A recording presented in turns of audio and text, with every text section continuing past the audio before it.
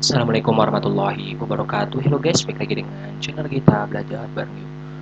Oke teman-teman semua, masih akan melanjutkan dari Permen LHK nomor 5 tahun 2021 tentang tata cara penerbitan persetujuan teknis dan surat kelayakan operasional bidang pengendalian pencemaran lingkungan. Nah, pada video lanjutan ini kita membahas tentang lampiran dari Permen LHK ini ya. Nah, ini lanjutannya sudah di lampiran ke-8.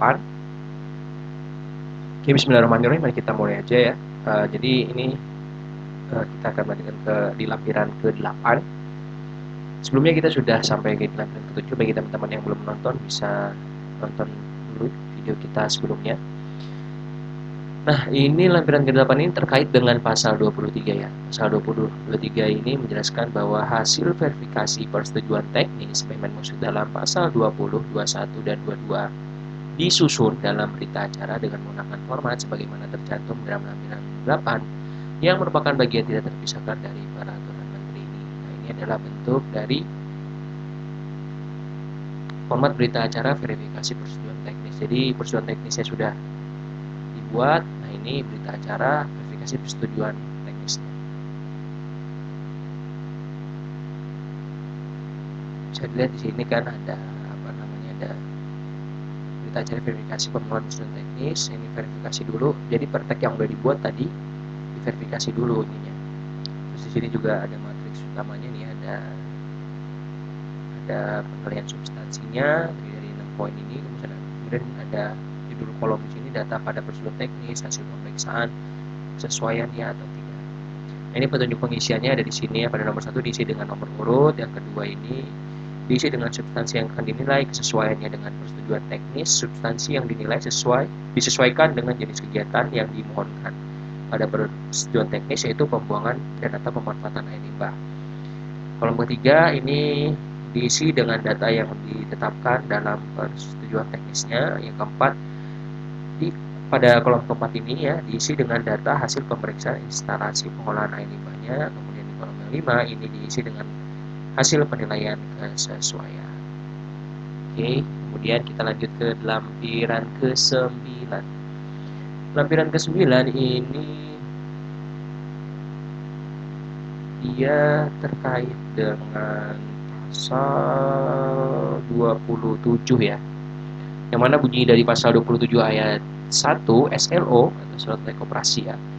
Sebenarnya maksud dalam pasal 24 ayat 2 huruf A dan pasal 25 ayat 3 huruf B digunakan sebagai dasar A dimulainya operasional usaha dan atau kegiatan, dan B pengawasan ketaatan penanggung jawab usaha dan atau kegiatan dalam perizinan berusaha.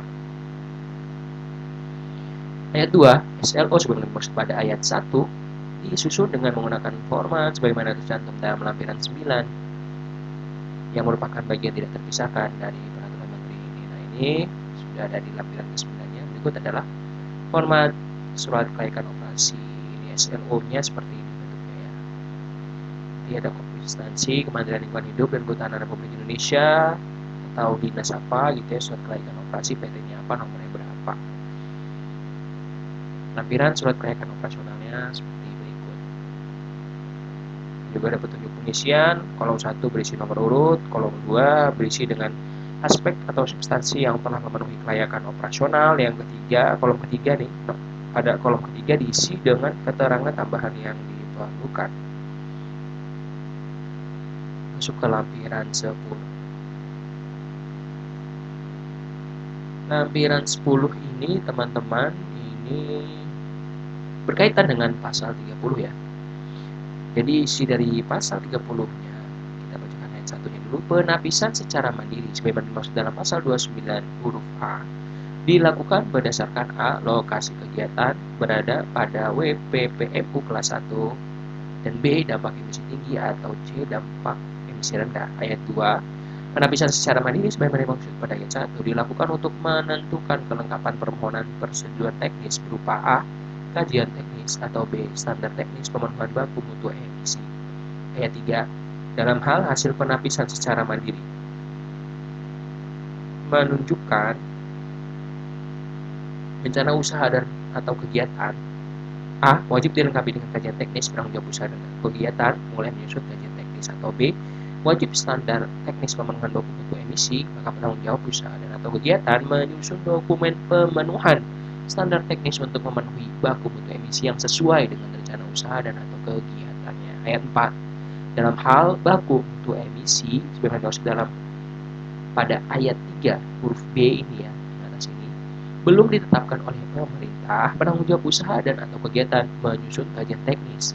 Ayat 5. Tata cara penapisan secara mandiri sebagaimana tercantum dalam lampiran 10 yang merupakan bagian tidak terpisahkan dari peraturan menteri.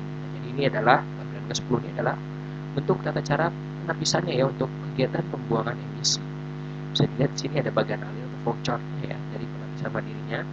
Pertama dimulai dari ini dulu, usaha dan atau kegiatannya apa, kemudian berlokasi di WPPU kelas 1 bila ya maka wajib kajian teknis, bila tidak maka dilihat lagi pertanyaan selanjutnya, masuk dalam daftar usaha dan atau kegiatan dengan dampak emisi tinggi, bila ya maka perlu kajian teknis, bila tidak maka tanyakan lagi nih, memiliki baku mutu emisi spesifik, bila tidak maka perlu membuat kajian teknis, bila iya maka penanggung jawab usaha kegiatan itu membuat standar teknis.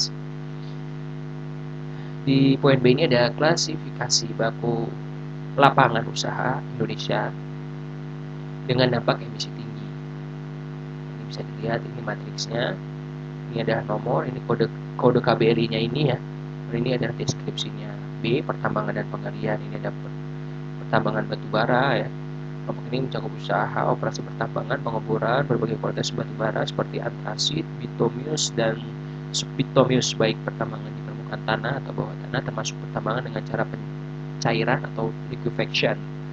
Operasi pertambangan tersebut meliputi penggalian, penghancuran, pencucian, penyaringan, dan pencampuran serta pemadatan untuk meningkatkan kualitas atau memudahkan pengangkutan dan penyimpanan penampungan, termasuk pencarian batu bara dari kumpulan tepung bara atau combbank. Dan ada pertambangan minyak bumi, ada pertambangan pasir besi, pertambangan biji besi, dan seterusnya yang bisa teman-teman lihat di matriks ini ya, di lampiran 10 ini. Ada C, industri pengolahan, ada industri pengolahan minyak mentah kelapa, industri minyak goreng kelapa, industri pemurnian minyak mentah kelapa sawit, dan minyak mentah inti kelapa sawit ya.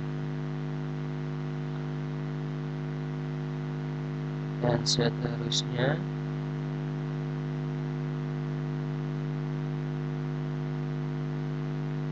dan ini ada pengadaan listrik, gas, uap atau air panas, dan udara dingin, pembangkit tenaga listrik, transit tenaga listrik.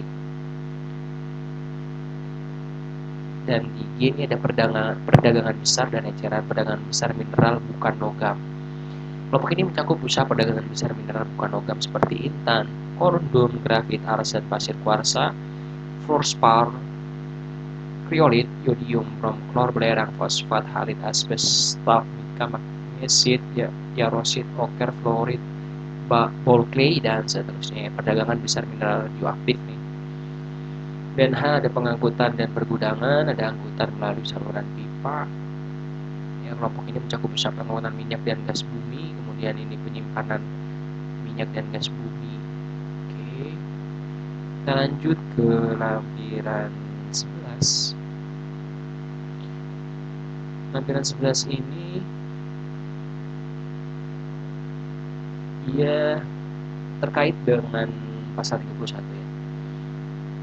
Pasal 31 ayat 1 kajian teknis sebagaimana dimaksud dalam pasal 30 ayat 3 huruf A dan ayat 4 memuat A. Deskripsi kegiatan Birona Awal Lingkungan, C. Desain sarana dan prasarana sistem pengendalian emisi, D. Perakiraan dampak, E. Rencana pemantauan lingkungan, dan F. Internalisasi biaya lingkungan. Ayat 2 ketentuan mengenai muatan kajian teknis sebagaimana dimaksud pada ayat 1 tercantum dalam lampiran 11 yang merupakan bagian tidak terpisahkan dari peraturan menteri ini. Teman-teman bisa lihat di sini lampiran 11 muatan kajian teknis pembuangan emisi. Kajian teknisnya seperti berikut. Deskripsi kajian teknis pembuangan emisi sumber tidak bergerak. Bila sumber emisi tidak bergerak ya, maka ini ya ada deskripsi kegiatan. Ini penjelasannya ruang lingkupnya apa saja di deskripsi kegiatan ya. Teman-teman bisa baca di sini, ini identifikasi sumber emisinya apa, perhitungan neraca massa ya. Bagi industri yang kegiatannya mempunyai proses produksi dari penggunaan bahan baku dan bahan penunjang atau perhitungan stokiometri. Lalu ini ada proses produksi, 1 jenis dan kapasitas produksi atau kegiatan yang direncanakan, 2 proses produksi atau kegiatan yang direncanakan seperti prakonstruksi, konstruksi, operasi, dan pasca operasi.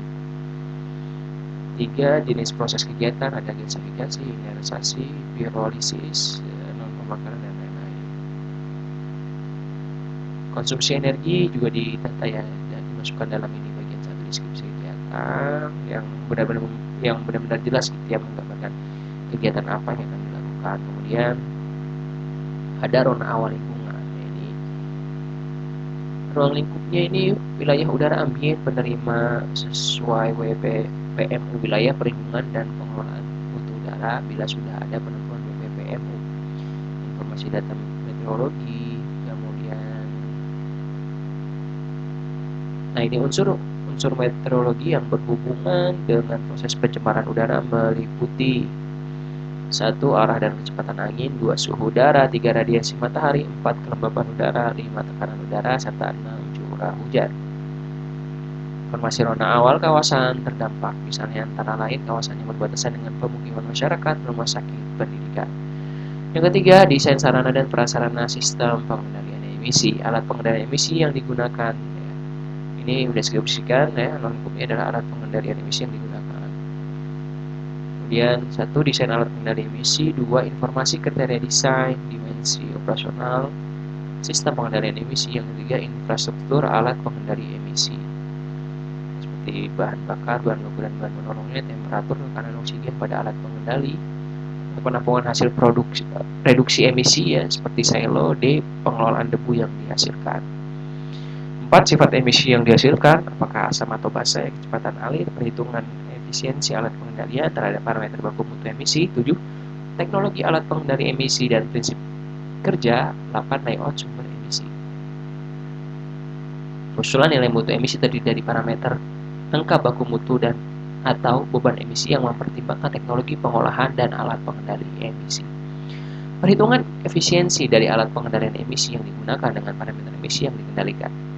Rencana pengelolaan emisi. 1 struktur organisasi, 2 SDM yang bertugas mengelola emisi, 3 rencana pengelolaan emisi fugitif, antara lain memastikan debu pada area bahan baku contoh stockpile terkendali dengan baik, mendeteksi kebocoran pada saluran perpipaan dan cerobong, memastikan kegiatan proses beroperasi dan emisi terkendali, melaksanakan tata geraha yang baik, dan mengalirkan emisi dari proses kegiatan dengan memasang hood and duct yang dilengkapi dengan alat pengendali emisi. 4 tata laksana pemantauan emisi manual dan atau kontinu atau CEMS ya, kapasitas produksi dan atau B jenis sifat pencemaran atau sifat toksik. Pelaporan secara daring baik manual melalui aplikasi simple dan secara kontinu ya. Bila daring secara kontinu ini melalui aplikasi simple dan Sispec. Lalu ada poin keempat, ada perkiraan dampak, perhitungan beban emisi yang dihasilkan. Di sini ada kecepatan alir dari masing-masing cerobong dikalikan dengan luas penampang cerobong, konsentrasi emisi dari setiap cerobong ya. Kemudian perhitungan simulasi dispersi untuk menentukan kadar maksimum kajian dispersinya. A titik sebaran, B potensi jatuhan emisi. Catatan mempertimbangkan tinggi cerobong yang akan dibangun dan jumlah sumber emisi. Besaran dampak pembuangan emisi. 1 beban emisi yang dihasilkan, 2 lokasi yang berdampak pada masyarakat sekitar. 5 rencana pemantauan lingkungan. Rencana pemantauan emisi ya. 1 titik lokasi titik pemantauan emisi dengan nama dan titik koordinat. 2 diameter cerobong bulat atau panjang dan lebar cerobong untuk cerobong persegi. 3 tinggi cerobong dan posisi lubang sampling setiap cerobong. 6 meter titik pengambilan sampling emisi, yaitu posisi 8D dari aliran bawah setelah gangguan belokan, pembesaran dan penyempitan, dan 2D dari aliran atas.